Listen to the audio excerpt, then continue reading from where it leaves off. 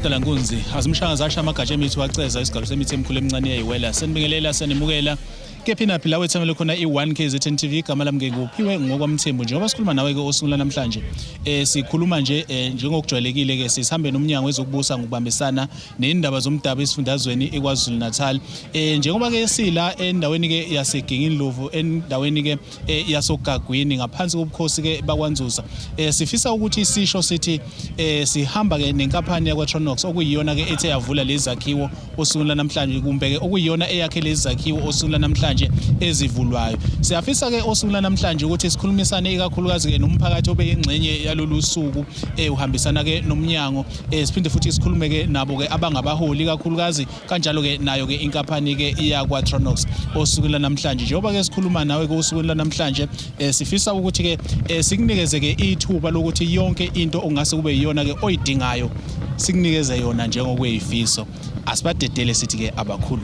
Today it's actually for us a very proud moment. You know, we always pride ourselves, despite very challenging market conditions, kuti ama commitment last now nomphakathi siyaveza. So today we are honored actually to open 3 of our social and labor plan programs. We started at Eshowe and saya kwa Nkosi Nzuza and last kwa Ogwagwini. Under Princess Nkosi Bakazulu to also come and open the tribal court. I always say it's as I said in my speech that when you think about tribal courts, you wonder if there will be a lawyer and there will be representatives. Yeah, definitely. But the tribal courts are there to actually just show the strength of being an African. This is what we do. We've always done that. So we are very proud to have opened a brand new facility for the Ogwagwini community. Umsebenzi wanamhlanje uzovumelana nami ukuthi nasiqali manje la Ogwagwini kodwa siqale eShowe lapha besedlulisa khona ama toilet ahloniphekile omphakathi waseShowe. Siqale lapho ekseni sase sibuya siza lapha kwaNzuza kwela kwaNzuza esifundeni sakwaNzuza lapha besizodlulisa khona inkantolo ebikade ilungiswa ebikhishwa konke okudala kufaka okusha njengamanje ke sesilapha Ogwagwini kusho ukuthi ke ama project eyesithathu lesizoyivula silapha Ogwagwini ke lapha Ogwagwini ke khona kwesomntwana inkantolo iqalwe phansi ngiyafisa futhi ukubalula ukuthi sibambisene yithi njengomlalazi uTronox kanye noCocta ngiyafisa ukusho ukuthi ke lezi inhlangothi zontathu umsebenzi ezwenzela isizwe kakhulukazi salapha emlalazi njengoba noTronox eyisakhamuzi sala ehweba la emlalazi kuyasithokozisa kakhulu thina njengomlalazi ngoba kukhomba ukuthi abakutholayo kulomphakathi babuye futhi bakubuyisele kuwo umphakathi ukhombisa ukuthi bayakuthokozela ukuba lapha emphakathini wasemlalazi. Lolu suku namhlanje lasijabulisa kuba sizomukeliswa inqilasizinda eyakhiwe inkampani ibambisene nabanye inkampani uTronox nabomlalazi. Sibonga kakhulu kuba izosethulela inqilasizinda la esizosebenzela khona indaba zomphakathi zonke zalesizwe lesi ilokho okumfisa ukujabula ke namhlanje. Siyabonga kakhulu kwemfoka Mvelase ukuthiwa lethuba ukuthi kuvule inkantolo yenkosi noma ke sibhlungu enhlizweni zethu ukuthi ivulwa nje inkosi ikhotheme ayisakubonanga ubuhle obungaka bento ehambe ikhalela inkosi ukuthi kwahamba kwasha inkantolo ezweni sayo kodwa siyabonga ke sikwenzelwe inkampani yakwaTronox usinikeza into enhle kangaka sizoyiqhenya ngayo le nkantolo ngifuna ukusho ukucaca nje inhle idlula ngisho le ebekade sinayo ngendlela enhle ngayo siyabonga nje siyayiqhenya sizoba nendawo yokusebenzela enhle nje nebukeka kahle kakhulu siyabonga kakhulu sengathi konke okuhle basenzele khona kungwanda siyabonga kakhulu Gabadela. Ibikhona inkantolo ekade ikhona kodwa ke ngezimo ezithize yabe inkantolo isitholeka uba iphele idamasheke ishe ngakho ke besilokhu sisebenza emahholo sisebenza naphezulu eindaweni lapha zamanzi ukuthi umsebenzi wesizwe phela awungami awuqhubeke la uNkulunkulu eze wasithwala khona sasafika la esikhona sesemukela ke manje inqala sizinda yokusebenza umsebenzi wesizwe.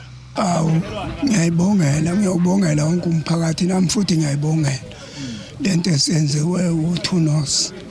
Inkosi futhi imbusise. Yebo.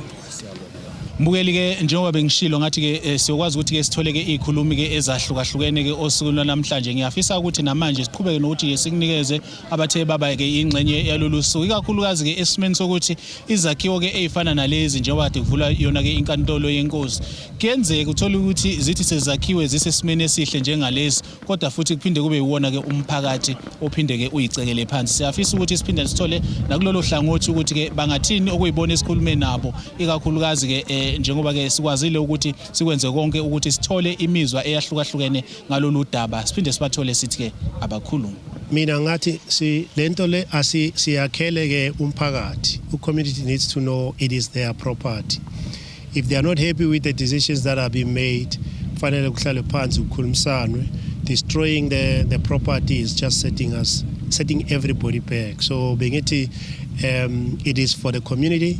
We are proud to actually donate it and give it to the community, and we want them to be proud to be the owners of this new facility and then be the ones that actually protect it against any vandalism. So that will be my plea. Ngiyawunxusa umphakathi wakithi wonke ukuthi lento eyawo ila uzosizakala khona nentsha yakithi yonke ngiyayikhuza kuba lo wamkhuba ungaphindi wenzeke owenze kwalapha oGakwini. Nanokuthi siyambonga ke uThunos bakhona abantu abacosha imisebenzi kodwa abanye abakayithola amatoko. Cela nibekezele izingane zakwethu ngeke siwathola amatoko sonke kanye kancane siwathola amatoko. Ngicela nisigadeke lesakhiwo nani ekusuku nomini singavandalizeki isakhiwo senu lesi. Kanti umeya womkhandlu uMlalazi wengeze ngokuthi njengoba lumkhandlu usanda kuwola izindondo ebezihlela umnyango ezokubusa ngokubambisana nezindaba zomdabu kulesifundazwe lokhu kusho ukuphatha ngobuqotho izimali zomphakathi njengoba kuzokhumbuleka ukuthi lomkhandlu uwole izindondo waze wabhanselwa ngesigidi samarandi ngemuva ukuthi lomkhandlu uthole umbiko ongenagcobho kaMcwaningi Mabhuku kwenze ukuthi lomkhandlu ukhuphule izinga lokuthembeka emphakathini. Ngingasho nje kulomphakathi ukuthi njengoba nawe ukubalula ukuthi bewunami enale ngesonto edlule lapha bengiyokola khona indondo angigcinanga ke ngeindondo ke baze ke uCocta wangibelethisa ngemiliyoni ngenxa yedolobha eliclean. Ngiyafisa ukusho kumphakathi waseMlalazi ukuthi siyaqonda ukuthi asikakafinyeleli kuzo zonke izidingo zomphakathi waseMlalazi ngenxa yobubanzi ke buka masipala ngoba bunamawodi awu28 emakhosini ayi15. Kodwa lokho esisuke sinakho inkece leso esinikezwe uhulumeni okokuqala sinendondo ukuthi imali sisebenzisa kahle siwumkhandlu nje ohlelekile imali sisebenzisa ngobuqotho ayikho imali ukuthi makubuzwa ngayo singakwazi ukusho ukuthi yenzani. Ngakho ke indondo lezi asitholi nje mahala sithola sisebenza kanzima nanokuthi umuntu ke ngeke ayeka ukubonga iadministration ekhona ngoba ngaphandle kwabo ukuba abayinikelile emsebenzini wabo ngokwethembeka okokuqala ngoba umsebenzi wokuhola abantu udinga ukwethembeka udinga ukuhola ngobuqotho. Ngakho nje ke ngiyabonga kakhulu ukubona ukuthi bathi ekuholeni kwami bangenze ngigcine ngivelela nasezweni lonke ngoba mina ngedwa nje nosopolitika abanye esinabo lapha emkhandlweni ngeke sikwazi ukwenza imangaliso yingakho bona besibaqashile ngoba phela bona bangama technocrats ithina siyasho bona baya implementa. So ke nje siyabonga kakhulu. Xabhashe uthi umphakathi waseMlalazi awuqhubeke nokwethembela kulomkhandlu njengalokhu wenza ngonyaka u2021.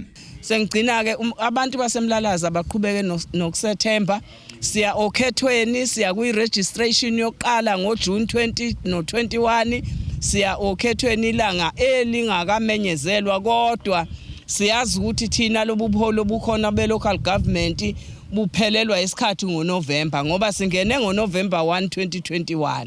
So ngoNovember 1 ke 2026 luyaphela ke isikhathi sethu esu5 years siyaqonda futhi ukuthi asenzanga kahle kukho konke ekweneliseni idingo ngenxa yeyinkece ezingekho ngoba phela umkhandlu lona wenganyelwe kakhulu zindawo zamakhosi ayikho imali ekhokhwayo uqoqwa wenkucuze emakhaya uqoqwa akhokhwa amanzi siwalethe emakhaya awakhokhelwa ugesi kwesisikhathi sinayo hayi kwesisikhathi sine indigent register lapho esibaphulela khona ngoba phela abantu abasebenzi ngiyafisa ukuthi kabaqhubeka abantu basemlalazi ngokusethemba mase kufika isikhathi sokhetho sisebenzela bona ngobuqotho #Sethembe.